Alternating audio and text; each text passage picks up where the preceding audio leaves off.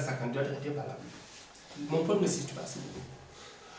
Mon problème se situe à sa capacité à diriger correctement le Sénégal aujourd'hui.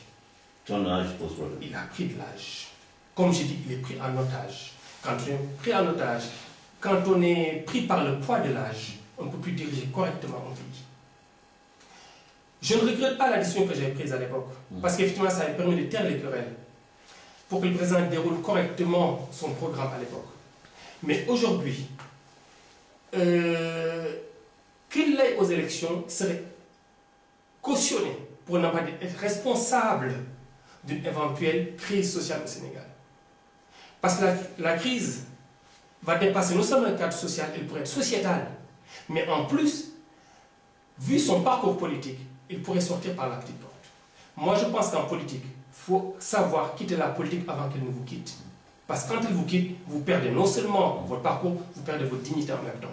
Je crois que si aujourd'hui on veut aider le chef de l'État, je le dis en tant qu'ancien porte-parole du Coran 2012, je vais vous dire, quand j'ai vu certains promouvoir le Coran 2012, après ils m'ont fait rigoler. Parce qu'il y a des gens qui nous ont critiqué quand on a lancé ce mouvement. Et c'est seulement quand le président a accepté à déclarer sa candidature à la voix de l'Amérique, que j'ai vu que la plupart ont voulu récupérer ce mouvement. On en a parlé à l'époque. J'ai vu des ministres de Dakar qui n'osaient pas à l'époque, qu'on le lançait, se manifester, parce qu'ils avaient peur de frustrer Karim quand on lançait nous le mouvement. Personne n'osait se manifester. Donc c'est avec ce recul aujourd'hui et la paternité de cette idée que je dis en toute humilité, en toute honnêteté au chef de l'État, ton parcours politique ne doit pas se terminer par ce qu'elle va devenir si vous vous présentez une fois de nouveau. Il faut que son entourage ait l'honnêteté de se dire, le président a fait ce qu'il avait à faire, il a ses limites, essayons de voir comment trouver un candidat parmi nous, de trouver la formule magique pour trouver le candidat au dernier moment, mais le président ne peut plus diriger le Sénégal. Et même si par hasard il s'était présenté, et même si par hasard, et je pèse mes mots, il emporte ces élections, ce président ne peut pas diriger honnêtement, correctement le Sénégal pendant 5 ans encore. C'est rien que pour ça que je lui demande de retirer sa candidature.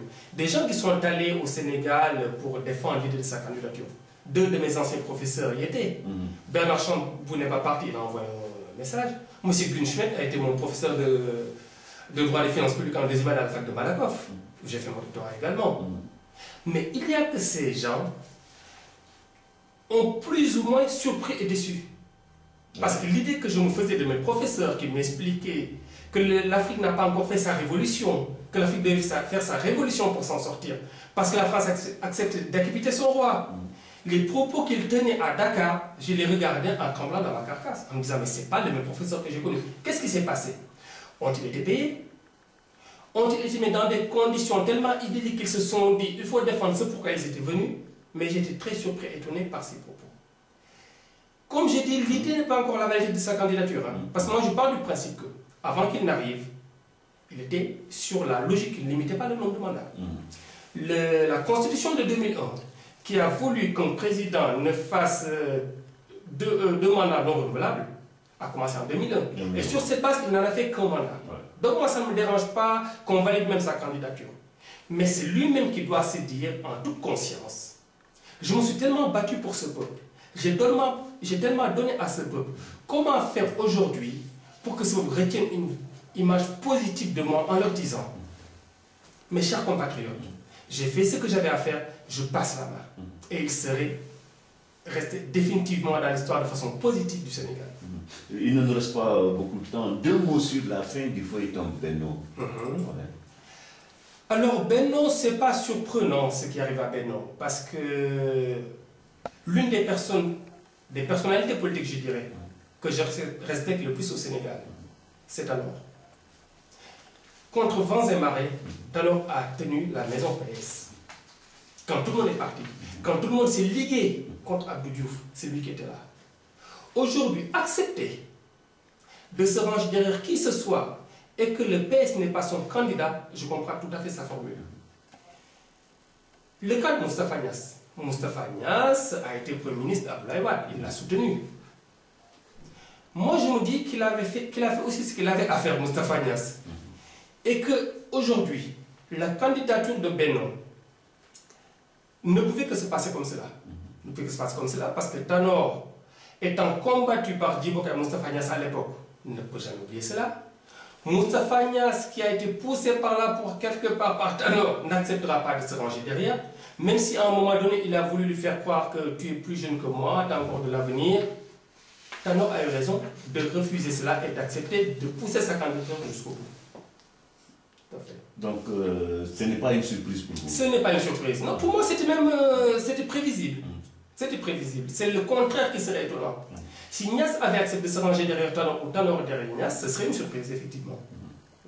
Alors, dernière question. On dit que Macky a toutes les chances de remporter la prochaine présidentielle. C'est votre avis aussi, non? Ça pourrait être le cas. Vous savez, la chance de Macky, c'est d'être poussé la porte dans une injustice totale.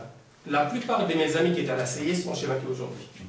Et quand cette fameuse loi, ce que j'appelle une loi honteuse, la loi Sabendiaï, est venue pour réduire le mandat de Macky, je leur ai dit, mais en tant que cadre de la RP, qu'est-ce que vous attendez? Dans tous les pays du monde, il y a un principe universel qui s'appelle le principe de la non-rétroactivité des lois. Quelqu'un qui est élu n'est pas nommé, il est élu pour 5 ans. On ne peut pas réduire son mandat via une loi. C'est une loi antidémocratique. C'est une loi qu'ils pouvaient même porter au niveau des cours africains qui existent. Ils ne l'ont pas fait, ils avaient peut-être leur raison. Ce qui fait que ça a victimisé Macky. Macky a pu capitaliser cela. Macky a pu, ce qui est très difficile d'ailleurs comme jeu, de s'imposer dans l'opposition pendant que tout le monde disait qu'il vient du PDS, il ne fallait pas lui faire confiance. Qui fait qu'il a engrangé des voix, non seulement dans l'opposition, mais aussi des anciens du PDS. Parce que qu'on le veuille ou pas, certains sont dans le PDS aussi, ils n'attendent qu'une seule chose. Que soit le président qui dit qu'il n'est plus candidat, soit le PDS perd, qu'il s'aligne soit derrière Edi, soit derrière Macky. Et ça, c'est un calcul que moi j'ai refusé. Je ne vais pas attendre une défaite pour me ranger. Je crois que c'est Amin Malouf qui disait dans un de ses livres que les lendemains des défaites révèlent la pourriture de l'âme. On l'a vu quand le PS a perdu les pouvoirs, on risque de voir pire quand le PS perdra le pouvoir. Et ça, je ne cautionnerai jamais. D'accord, merci Maktar Camara, c'est la fin de cette émission. Merci à vous qui nous suivez, merci à mon technicien Didier Paco. Prochain rendez-vous dimanche. Je tenais quand même à vous remercier, à vous féliciter aussi bien Didier Paco que toi pour le rôle que vous jouez dans la consolidation de notre jeune démocratie. Je dis jeune démocratie parce que contrairement à ce qu'on passe, ce n'est pas une vieille démocratie. Même si le Sénégal a été considéré à un moment donné comme vitrine de la démocratie sénégalaise, elle a été craquelée parfois. Et vous faites partie de ces gens qui, quelle que soit la tendance politique de l'autre, quelle que soit sa vision, vous l'écoutez, vous lui donnez la parole et c'est dans la consolidation de cette démocratie. Je vous en félicite et je vous encourage davantage. Merci. Donc, au prochain rendez-vous dimanche. Merci.